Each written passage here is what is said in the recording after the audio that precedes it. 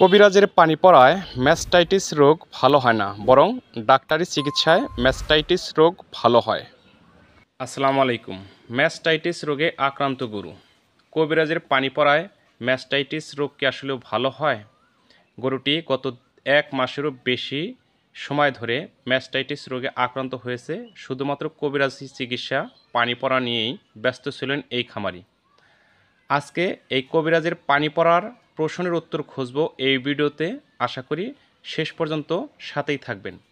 Mastitis রোগের কারণ, লক্ষণ, আক্রান্ত হওয়ার পর তাৎক্ষণিক করণীয় কী এবং চিকিৎসা কী, সবই আলোচনা করব এই ভিডিওতে। আশা করি আমার সকল বন্ধুরা ভিডিওটি শেষ পর্যন্ত দেখে যাবেন। বন্ধুরা, যে কথা বলতেছিলাম, ম্যাস্টাইটিস রোগে আক্রান্ত গাভী।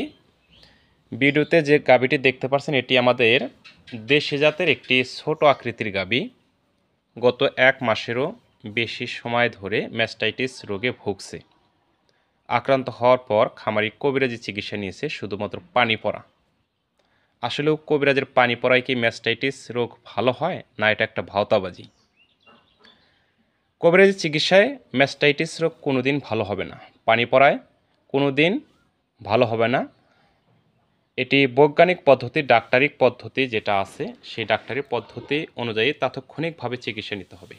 যদি গড়িমসি করেন তাহলে এই খামারের মতো আপনিও ধরা খাবেন। যদি গাভীটা উন্নত জাতের গাভী হতো তাহলে এতদিন পুরা ওলান নষ্ট হয়ে যেত, পচে যেত, গাভী পড়ে যেত। দেশি গাভী, এর দুধের চাপ একটু কম, এই জন্য এখন পর্যন্ত ওলানটা মোটামুটি কিছু অংশ ভালো আছে। অর্ধেকের অংশটা একদম পাথরের মতো শক্ত হয়ে গেছে একটা সাইড, আর একটা সাইড একটু নরম আছে, কিন্তু পিছনের একটা পার্ট সেটা টান দিলে রক্তপোষ বের হয়, এবং সামনের একটা পার্ট সেটা টানলে হালকা একটু পয়জন সহকারে দুধ বের হয়। আসলে এখন কি এই চিকিৎসাটা দিয়ে কোনো ফল হবে, যেটা 1 মাসেরও বেশি সময় নষ্ট হয়ে গেছে? তো আপনাদের সচেতনার জন্য এই ভিডিওটা আজকে আমি দিলাম যে কবিরাজি চিকিৎসায় ম্যাস্টাইটিস রোগ আসলেও ভালো হয় না। একে ভালো করতে গেলে অবশ্যই ডাক্তারের চিকিৎসা নিতে হবে। তো প্রথমে আমরা ম্যাস্টাইটিস রোগের কারণ জানব। বিভিন্ন কারণেই ম্যাস্টাইটিস রোগ হয়ে থাকে। তার 1 নম্বর কারণ হলো গাভী যদি উন্নত জাতের হয়, বেশি পরিমাণে দুধ দেয়, সঠিক সময়ে গাভী যদি দুধ দহন করা না যায় তাহলে সেই গাভীটার ম্যাস্টাইটিস রোগ হওয়ার যথেষ্ট সম্ভাবনা থাকে এবং আক্রান্ত হয়। আপনি যদি প্রতিদিন সকাল 6টায় গাভীর দুধ দহন করেন তাহলে অবশ্যই 6টার মধ্যেই গাভীর দুধ দহন করতে হবে।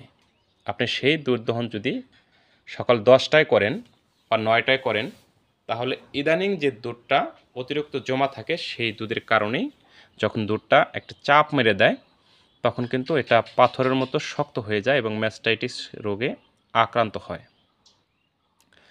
এবং দ্বিতীয় কারণ হলো গাভী যখন আপনি দহন করবেন, গাভীর দুধ দহন করার সাথে সাথেই গাভীকে খাবার দেবেন, এবং সেই খাবারের পরিমাণটা যেন কমপক্ষে 30 মিনিট দাঁড়িয়ে থেকে খাবার খায়। কারণ এই সময়টা গাভীর ওলানের যে ছিদ্রটা, বাটের যে ছিদ্রটা, এটা কিন্তু খোলা থাকে। আপনি যদি গাভীকে খাবার না দেন, গাভী যদি শুয়ে পড়ে, সেখানে গরুর গোবর, চোনা, প্রসাব টসাব যেগুলো থাকে এগুলো যদি গাভীর পাটের ভিতর দিয়ে ঢোকে তাহলে এটা ইনফেকশন হয়ে এখান থেকেও ম্যাস্টাইটিস রোগে আক্রান্ত হতে পারে। আরেকটি লক্ষণ হলো আপনার গাভী যেখানে বেঁধে রাখবেন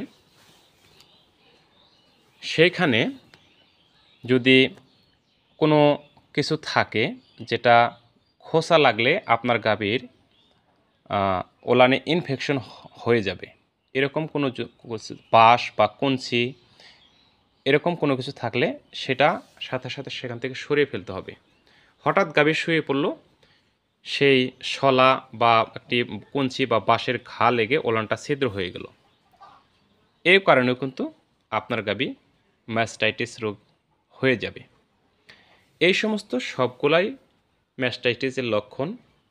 যদি আপনি একজন সচেতন খামারি হন তাহলে এই বিষয়ে আপনার অবশ্যই খেয়াল রাখতে হবে। প্রতিদিন সকাল এবং বিকালে গাভীর ওলান চেক দিতে হবে।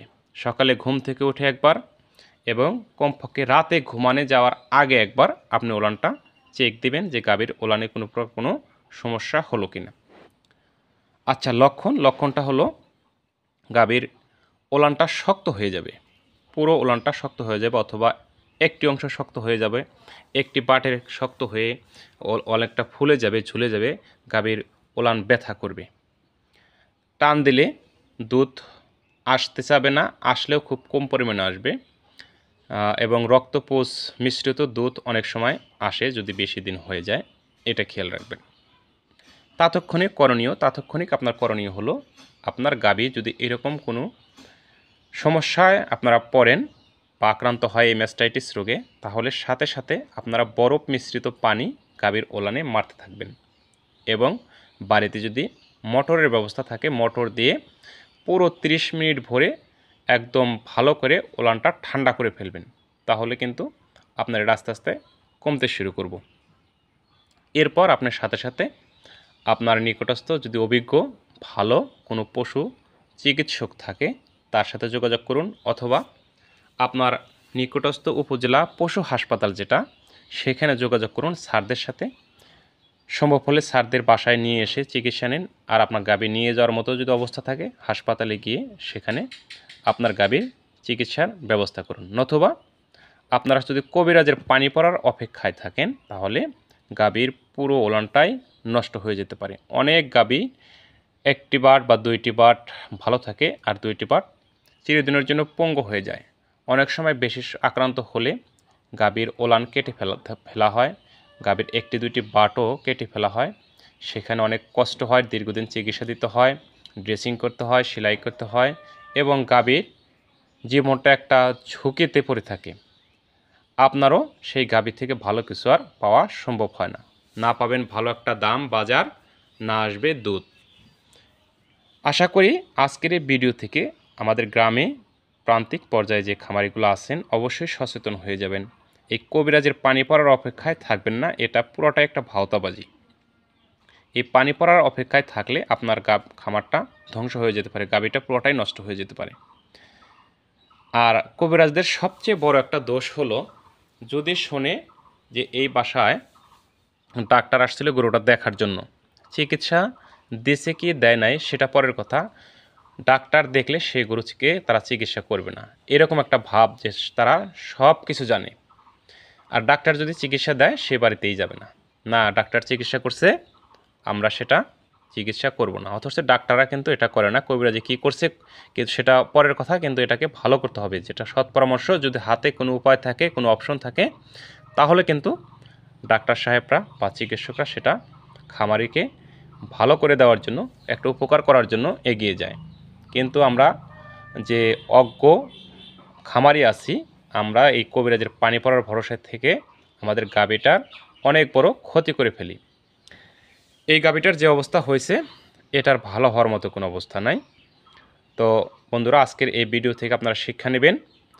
আপনার খামারের সুস্থতার জন্য নিয়মিত কৃমিনাশক ওষুধ খাওয়াবেন, টিকা বীজ ব্যবহার করবেন। অসুস্থ হলে আপনার নিকটস্থ অভিজ্ঞ পশু চিকিৎসক অথবা আপনার কাছাকাছি যে উপজেলা পশু হাসপাতাল আছে সেখানে গিয়ে আমাদের বিশেষজ্ঞ স্যাররা আছেন, স্যারদের সাথে পরামর্শ করে চিকিৎসা নেবেন।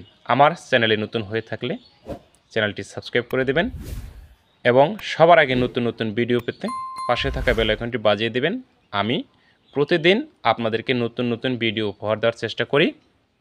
আসলে আমি সব পারি না, যতটুকু পারি আপনাদেরকে জানানোর চেষ্টা করি।